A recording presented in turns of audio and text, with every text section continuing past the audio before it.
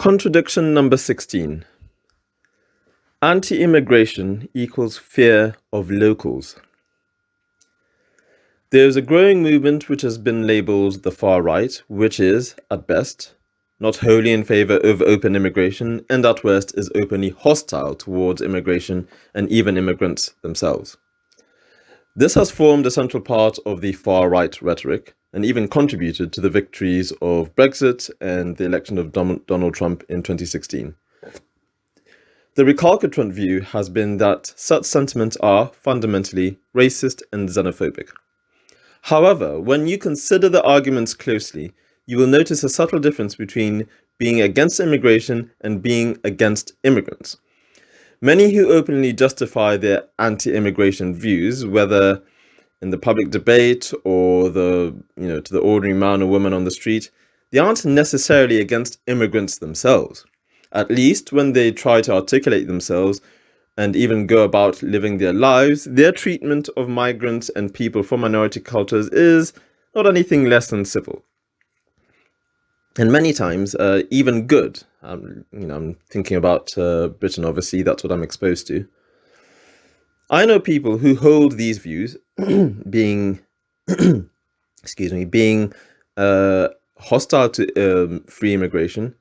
And I am an immigrant, and I cannot say that I have found the treatment of immigrants by these people who are anti-immigration to be anything but amicable, for the most part. Maybe I'm lucky, and I appreciate that it may be fallacious to generalize this claim. It is a claim that is, however, empirical. It is what I have seen and what I have heard from others. So how can one be positive towards migrants and yet be against immigration? There is a categorical distinction. The former involves views and behavior towards people themselves, and the latter involves views about a social-political process or a phenomenon which involves migrants, but is not about migrants. Judgment in the latter, therefore, is directed not towards the migrants themselves, but towards the process and the people who control the process, politicians and administrators. At the same time, many Western cultures are becoming increasingly liberal, with corollary values such as diversity and multiculturalism being advanced. This is coupled with rising levels of immigration. Those on the right feel that multiculturalism is in conflict with their own culture, and that there is now the feeling that if migration is reduced so that if migration continues, then it will threaten mainstream culture. The fewer the migrants, the less their cultural influence will be, so the argument goes, and therefore it is an issue about numbers. Other arguments for reducing immigration have been given, an institutional bend, such as overcrowding in schools and hospitals and so on. What is a contradiction? It is simply that this threat to mainstream culture, this perceived threat to mainstream culture, has almost nothing to do with numbers. Instead, it has everything to do with the culture of the homogeneous local group. Let us take a look at the US and the UK.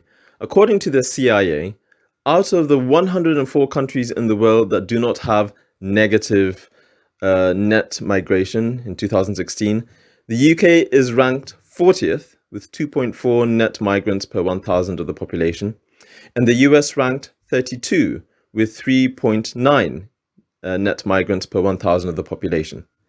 This makes both countries, at worst, a little above average in the net migration figures.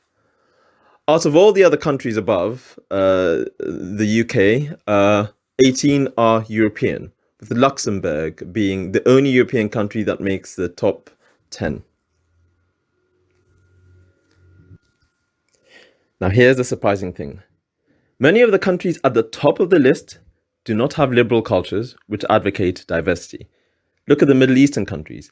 Qatar has a figure of 18.2 per thousand, Bahrain with 12.6 per thousand, the United Arab Emirates with 11.3 per thousand.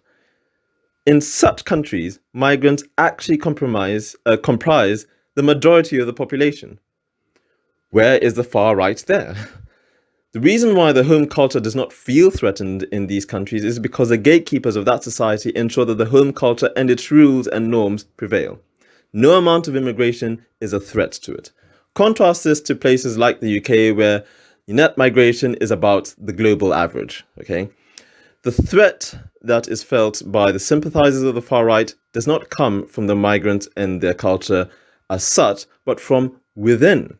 The gatekeepers of the local homogenous group themselves. These gatekeepers have pressed the doctrine of diversity and multiculturalism hard enough that it almost feels like home cultural norms and rules are suppressed, that their home culture does not prevail in their own country. It is this suppression and the pressure people feel under liberal values that the right is reacting to. Many no longer feel that their gatekeepers in politics, in the media, and education represent the majority culture. The far right is a backlash against this, and it is a backlash that comes from a very natural place. All peoples have the desire to belong and be proud of what they belong to, and if this pride is taken away by their leaders in favor of minority cultures, then the backlash is inevitable. It has nothing to do with numbers. The UK could curb immigration down to the tens of thousands, as the Conservative government keeps promising.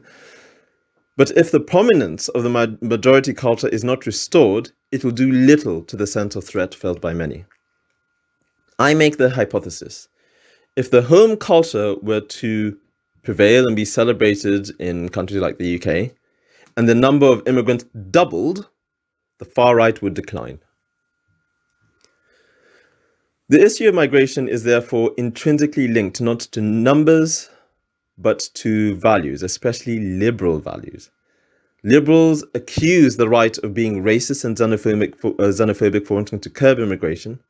But what the right really wants is a challenge not to numbers, but to the values of diversity and multiculturalism.